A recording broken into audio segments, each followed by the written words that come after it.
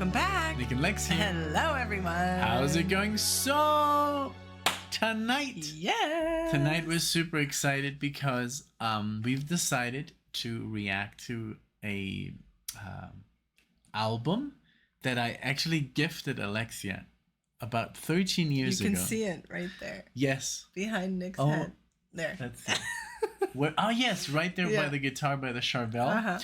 Pulse. So, that was the first birthday present you ever gave me, along with a DVD of Ennio Morricone, which you also haven't seen. I have not. They're both still in their wrapper, as originally bought. We could literally return them to the store, but the store I think doesn't even exist anymore. I don't know where you got called them. Mix Up. Oh, okay. Mix Up. And yes, so I remember seeing this. I think, I don't know, like I was very small. And so you've seen the... Well, parts. Okay. I haven't seen the whole thing, so I'm very excited to see this. I don't remember how they look like. This is 1994. But yeah, we're going to do Comfortably Numb because it is a very epic song. Everybody likes it. And we just thought, okay, let's start off with a banger. But if you like our reaction, then we could do the whole thing. And like then we can parts, finally... Part one. Yeah, like, we can finally watch the whole damn concert together. Yes, and with you guys. And share our moments. As you know, we're huge Pink Floyd fans, but this is just one album or performance. We know pretty much all the songs, I think, right? Most of them. Here, let me pull up the thing. Let's see. So Shine On, Learning to Fly, High Hopes, Take It Back doesn't sound. From Division Bell. Okay. Coming Back to Life, Division Bell. Okay. Sorrow. All of those don't sound familiar. Momentary Lapse of Reason. Keep Talking, Division Bell. Another Brick in the Wall, One of These Days, Speak to Me. Breathe on. So they did the whole Dark Side. On the Run. Wow, Time. that's amazing. Oh yeah. Also a little bit of The Wall, a little bit of Dark Side, a little bit of Division Bell. That's nice. Well, a few, like the title Sorrow, you said is from A Momentary Lapse of Reason. I think so.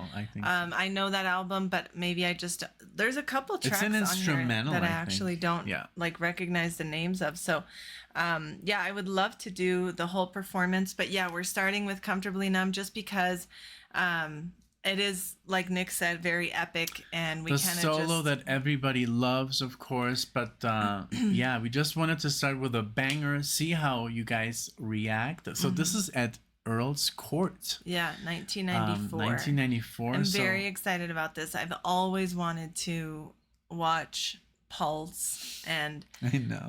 It's almost like we've never found with time in 13 years.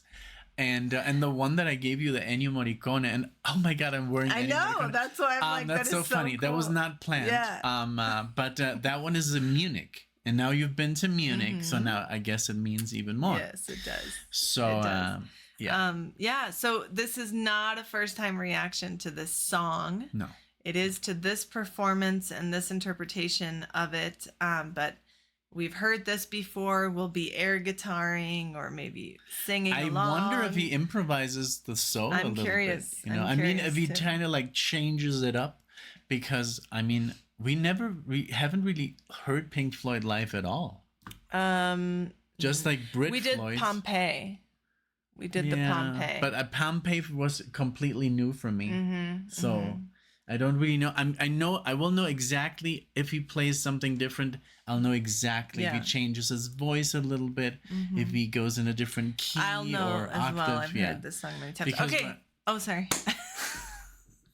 I just saw it. I'm like, 4-minute intro. Like that's intense. Yeah, that's the way we roll. You know, we like to hype it up. But again, thank you so much for being here. You. If you're completely new to the channel, please click that white subscribe button and leave a comment, and let us know if you would like to see the whole concert. And I think we're ready, right? I'm so ready. Yes. All right, let's pull it up. Let's keep my head up high. Yes.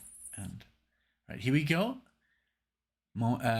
Comfortably Numb. Here we go.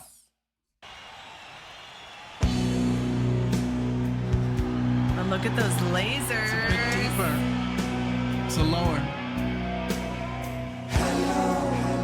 Yep. Is there anybody in there? Slower. Just not if you can hear me. Is there anyone home? Come on now. I hear you feeling down, and I can ease your pain. I have chills. Get you on your feet again. Relax. I need some information first. Just the basic facts. Can you show me where it hurts? There is no pain you are receiving. David. A distant ship smoke on the horizon.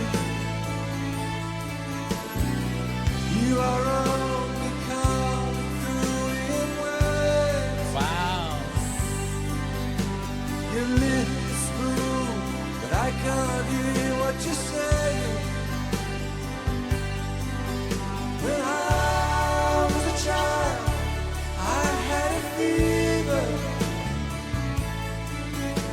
My hands felt just like two balloons. Now I've got that feeling once again. I can't explain. You will not understand. This is not how I am. Look at that stage. I know. I have become comfortably numb.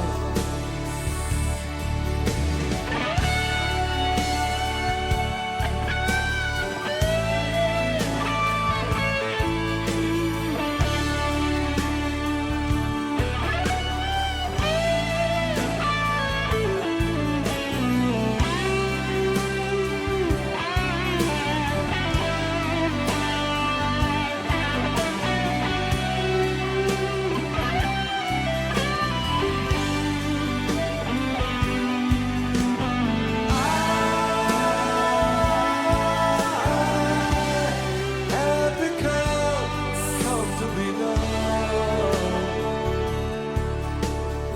Okay. Oh my God. Lord, this is so good. It's so good. It's so good to see. First of all, I'm getting emotional because Richard Wright is no longer with us.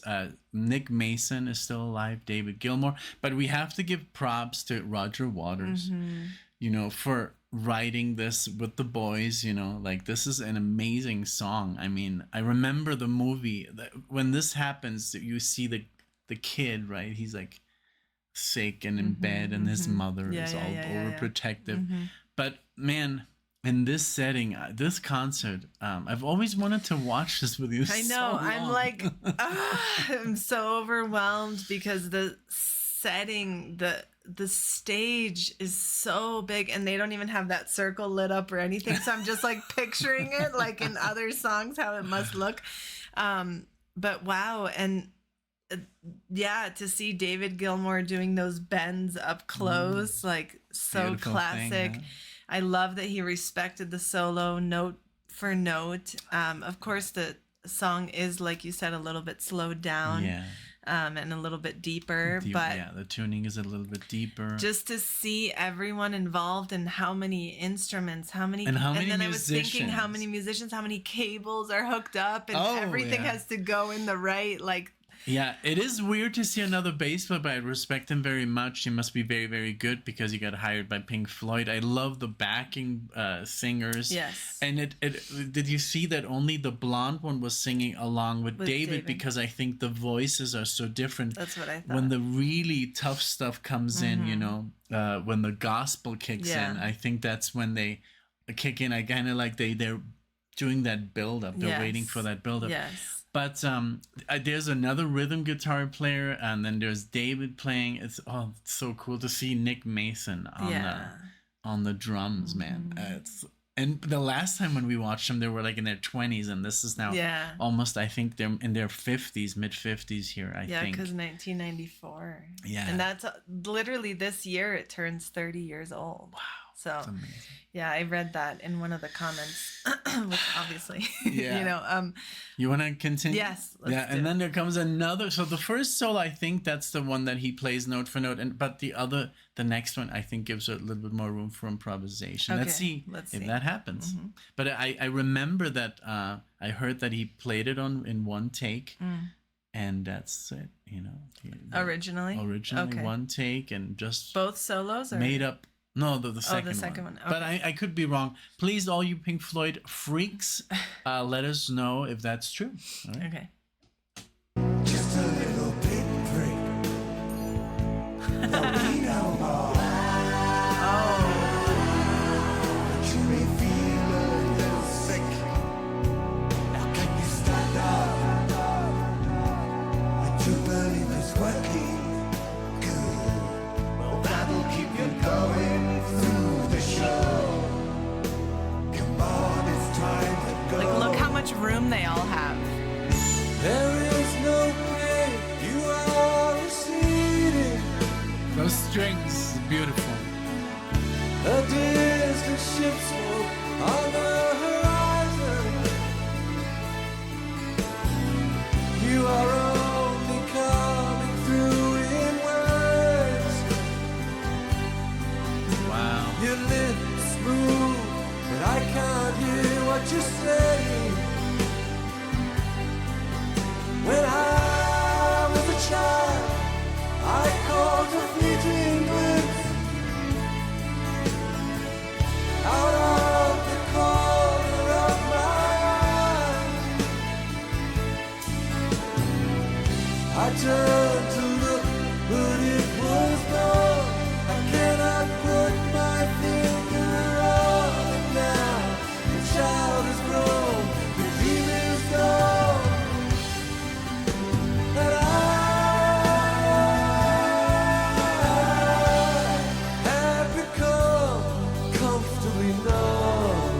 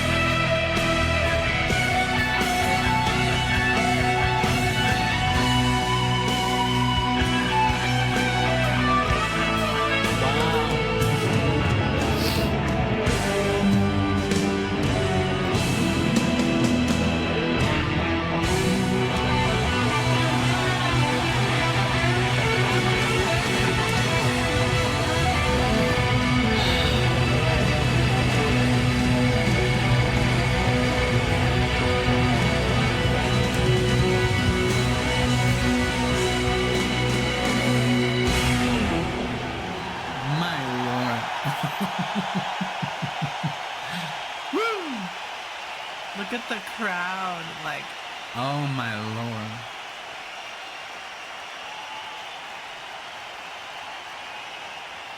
Imagine the being there. Wow.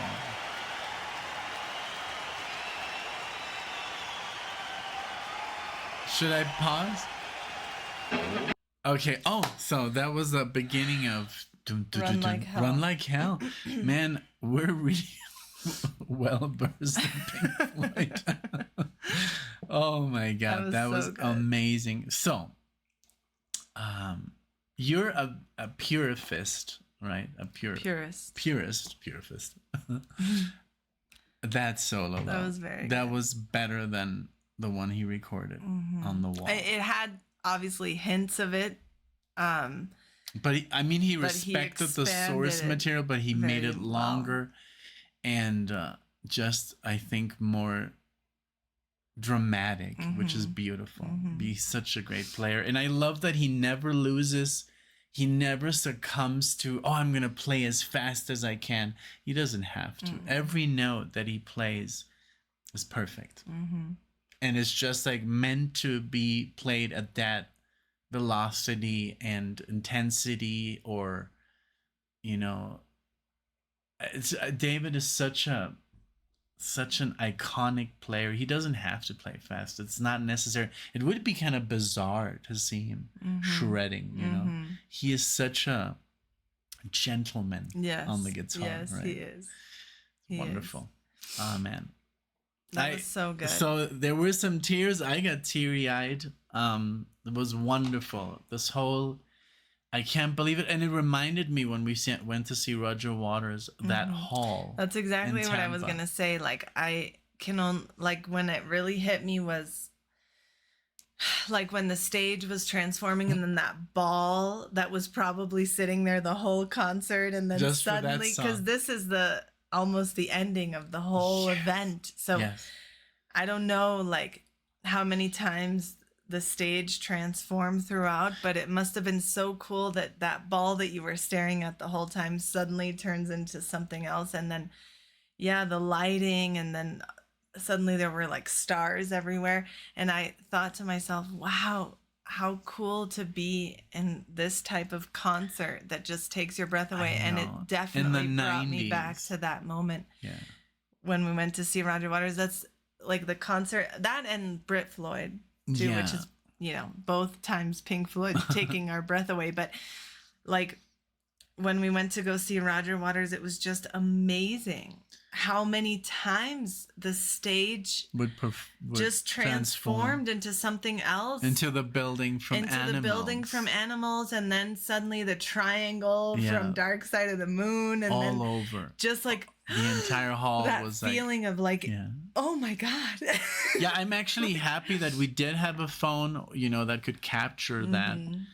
I'm sure there were people taking pictures, but not like nowadays you only see phones, and it's just like, and I've been guilty of doing it, when we were watching, the lady behind me was like, please, can you like not film? You're like literally like ruining the concert for me. And I'm like, oh God. Because she's like, I'm looking at the concert through I your phone. I can see your phone, and I was like, I'm so sorry, ma'am. I won't do it again.